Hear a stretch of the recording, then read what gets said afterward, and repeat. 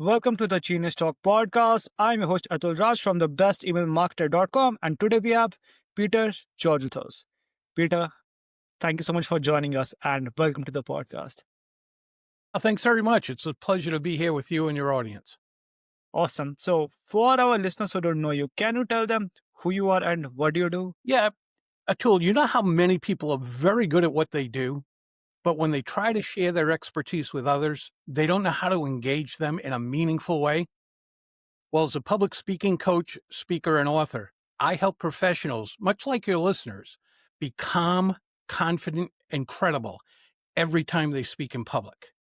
As a result, they can deliver compelling talks that don't merely inform their audiences, but transform them. That's great. What inspired you to develop AMPD framework for public speaking? I've been speaking on stage in various places around the world for about 37 years now. And about 20 years ago, people started asking me, other speakers, why I do certain things. And I realized I enjoyed helping other speakers. And that's when the speaking coaching also started alongside with my own speaking. And to best help those other speakers and people who wanted to learn understand a system, I created the AMP framework. And that framework allows them to systematically and methodically create presentations that truly resonate with their audiences. Okay, did something happen? What's the turning point in your career that made you passionate about helping other people master public speaking? Well, I enjoy helping others in anything in life. And it was those people. I'd never thought about being a public speaking coach. I enjoyed speaking. It's how I made my living, still make my living. But when more and more people came to me and said, how do you do that? Or why did you do that particular thing? I saw how the audience reacted. Could you tell me more about that? It didn't take me long to say, I really, really enjoy others achieving their goals and helping them do that. And I've been fortunate enough to help people all over the world, whether it's here in the US or other countries, including people in Europe, people in Asia and the like, Australia, and help them achieve what they're trying to get to. Because we're not born great speakers.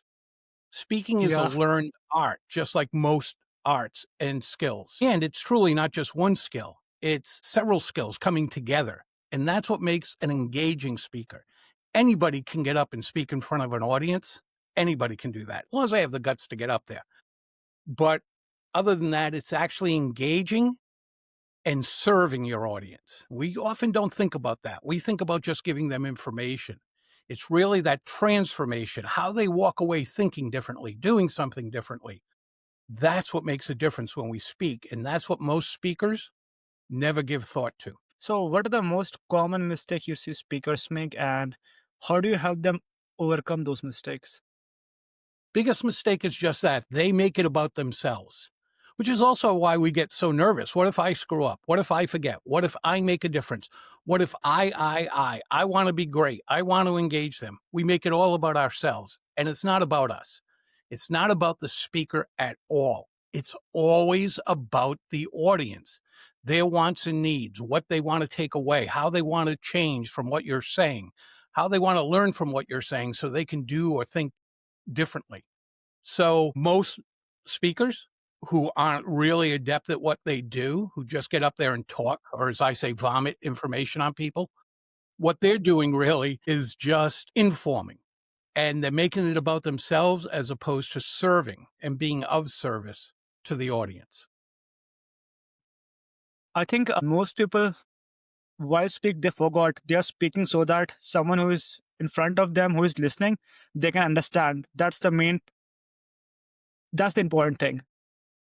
Right. Yeah. Atul, you've been to speakers, I'm sure, at conferences or elsewhere, meetings well, let me put it this way. Have you ever been to a meeting? Let's say it's an hour long. And at the end of that meeting, you left saying, I will never get those 60 minutes back in my life. What a waste of time. We've all been there. We've all been there. And that's why meetings have such a terrible connotation. The problem there is whoever spoke at that meeting gave information that could have been put in a PDF and emailed to everybody. much more convenient. Then I can read it on my couch or in my office or wherever. Yeah. But to drag people into an office and just give them information, that's what most speakers do, whether it's in an office, in a conference room, on a stage. It's not about giving information. It's about making a difference in people's lives. So when people call meetings, the people don't leave differently. And that's the problem with a meeting. That's the problem with many speakers on stage. The people who listened, the audience, I don't care if it's one, three, 100, or 1,000, those people didn't leave changed. They left the same way they came in. And that's unfortunate for everybody. Okay, so what are your go-to strategies for handling nervous before a big speech? We should be nervous. People come to me and say, "Can you help me get over my nerves?" And my answer is no. Nor do I want them to get over the feeling. I want them to manage it, not get over it. There's a difference. When we get over that feeling, and all it is adrenaline. I say all it is like it's easy, but it's just adrenaline. And we want that adrenaline. Think what people jump out of planes or off the side of a cliff or go down rapids in a canoe or a kayak. That's adrenaline rush. We want that adrenaline rush. The problem is, I look at it as excitement, and other people might look at it as fear. So I work with them to see it as excitement, and I'm having this opportunity to help others. And that's a good thing. Yeah, this is a, light bulb moment, the thing you said. Okay, so how can someone engage and connect with their audience even before stepping on stage? Body language. Now, there's different ways to do it. So, body language, you're probably on stage already or walking out in front of them in a room. But body language makes a huge difference. We don't think it does, but it does. Our brains have been cognizant of what other bodies are doing Mhm. since mankind has been around. And it's for safety purposes, or at least it originally was, still is in some cases. But we on an unconscious level communicate through our bodies. So before you ever open your mouth, if you use strong body language, then you're communicating confidence. And people will have confidence in you. You haven't even opened your mouth yet. So, what does be calm, confident, and credible means to you, and how can a speaker embody these qualities? Being calm, confident, and credible, that's what you want. You want to be calm. Like I said, you don't want that feeling necessarily to go away. You just want to be able to manage it. And I help my clients with that. And then once you're calm, you want to show that confidence, because if we don't appear confidence to the people listening to us, and again, that could be one person across a desk, 10 people in a conference room, or 1,000 people in an auditorium. If we don't appear confident, then why would they have confidence in what we're saying? And then that all leads to credibility. We sometimes wonder why someone who doesn't have the experience that we have gets a promotion. Well, it might be their credibility when they're presenting. Quite often we get jobs, we'll hire you for whatever or promote you to Yeah. this job. And it requires speaking skills. And you don't have good speaking skills, that hurts you. It actually sets you up for failure. Yeah. Okay, so what's your biggest motivation? My biggest motivation? I wanted to help people like my dad did. My dad was a firefighter here in Providence, Rhode Island, in the US. And I couldn't be a firefighter. I just wasn't cut out for it. But he was my dad, and he was my hero, and he was a firefighter. So I had all these three things wrapped into one. So I can't help people the way my dad did, but I can help people in my own way. So I'm motivated every single day to help my clients and others actually to become more effective speakers who serve their audiences. Because when they do that, not only do they feel better about themselves, and that's a huge thing, but they also help other people. And as their confidence as well as their career progresses, and I had a little bit to do with that, that's a pretty cool thing. It's a great thing to wake up to every day. Okay, so looking back when you started, what's one lesson you will tell yourself if you have to restart today? What lesson would I tell myself if I had to restart today? Get help from others. Even in my own public speaking, as well as my coaching and building a business and everything else, I tried to do it on my own. I learned it's not the fastest way to do it, nor is it necessarily the best way to do it. Yeah. Get help from people who've been there. And I Mhm. have multiple coaches now. I have financial coaches, I have business coaches, and I use them and learn from them. And they've helped me a great deal over the course of my career. I would have gone back and gotten help from people like them much earlier. Okay, so what type of client you enjoy working with the most? I work with professional speakers, I work with executives, I work and other business people, I work with attorneys.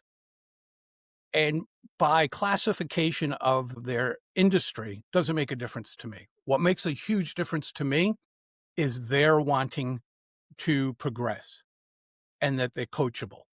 If they're coachable and I had a new client yesterday. We met for the first time yesterday, and she is so eager to do this well. And it's just a great feeling when you work with someone like that.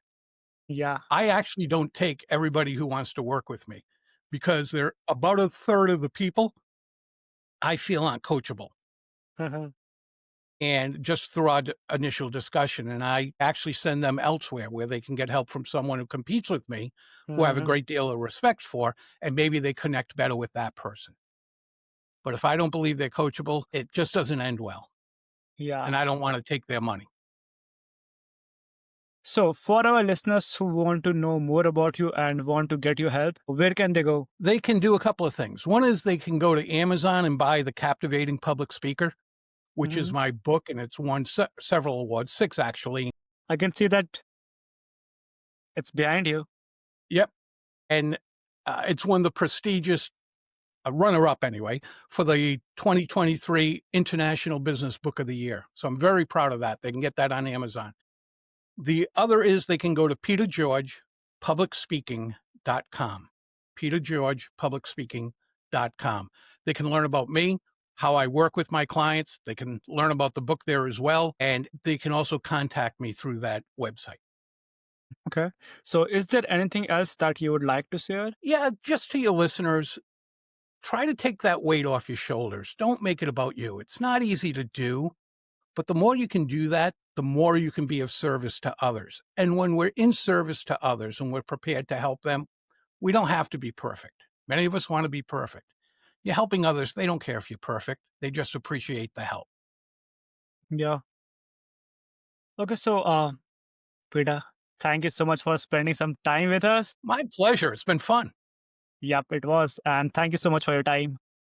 Okay, take care. You too.